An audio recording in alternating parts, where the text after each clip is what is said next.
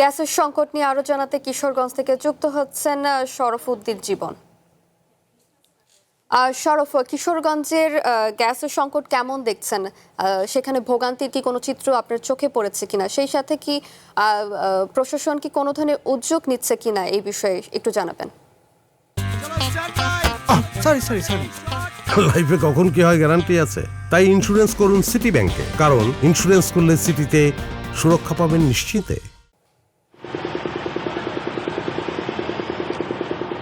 শাওন, সারা দেশের মতো কিশোরগঞ্জেও গ্যাসের তীব্র সংকট দেখা দিয়েছে। আমরা এখন যে পাম্পটিতে দাঁড়িয়ে আছি সেই পাম্পে আমরা রাত্রেও দেখেছি গভীর রাত পর্যন্ত এখানে যারা গ্যাস যাদের প্রয়োজন তারা কিন্তু সেখানে দীর্ঘ সারির অপেক্ষা করছিলেন, এবং বিশেষ করে যারা সিএনজি চালিত অটোরিকশা চালায় তাদের চাহিদাটা কিন্তু অনেক বেশি, এবং একই সাথে প্রাইভেট কার বা মাইক্রোবাস যেগুলো রয়েছে তারাও কিন্তু অপেক্ষা করছে। আমরা দেখেছি যে এখানে যে চাহিদাটা প্রতিদিনে আমরা এর আগেও আমরা এখানে যে স্টেশন মালিক পক্ষ রয়েছে তাদের সাথে কথা বলেছি, তারা বলেছে যে এখানে আগে 100 থেকে 200 থেকে 300 চাপ থাকতো গ্যাসের, কিন্তু এখন 70 থেকে 80 চাপ পাওয়া যাচ্ছে, যার কারণে গ্রাহক পর্যায়ে সেই সেবাটা তারা পৌঁছে দিতেও কিন্তু হিমশিম খাচ্ছে।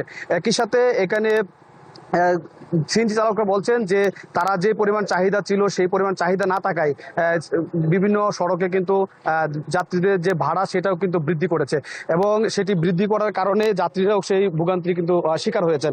আমরা এখন একটু যদি কথা বলতে চাই, এখানে যে গ্যাসের যারা পাম্পের মালিক রয়েছেন সেই মালিক পক্ষে একজন হয়তো কথা বলতে চাই, যে আজকে আমরা দেখেছি যে সকাল থেকে এখানে দীর্ঘ লাইন। আপনার এখানে কি পরিমাণ গ্যাসের চাহিদা রয়েছে এবং কতটুকু পাচ্ছেন? গ্যাসের চাহিদা অনেক বেশি, কিন্তু এখানে আমাদের লাইনে গ্যাস 100 নিচে আছে। আমরা কভার দিতে পারি, যেখানে 200-250 টাকার কথা এখানে আছে 100 বা এর নিচে আছে। এই জন্য আমরা গ্যাস দিতে পারতেছি না, লাইনে দাঁড়িয়ে দেয়। লাইন প্রেসারে অনেক কম আছে, এই জন্য আমরা দেওয়ার কোনো সুযোগ পাইতেছি না। সরকারের পক্ষ থেকে আপনাদেরকে কোনো আশ্বাস দেওয়া হয়েছে কিনা? বলা হয়েছে যে আরো 10-15 দিন পরে এটা সমাধান একটু হবে, এই জন্য আমরা আশ্বাস করি, কিন্তু পাবলিক তো অনেক ভিড় করতেছে, তারা গ্যাস নিতে আসে না, একবারের জায়গা 3 বার নেওয়া লাগে। অন্যদিন একদিন নিলে 2 দিন চলতো বা 3 দিন চলতো, এখন একদিন ওই 3 বার আসতে হয়, তাদের এই সংকট আছে। আপনারা শুনছিলেন যে গ্যাসের যে সংকট, সেই সংকটের কথা কিন্তু গ্যাসের যে মালিক পক্ষ রয়েছেন তিনি কিন্তু জানাচ্ছিলেন যে গ্যাসের কতটা সংকট।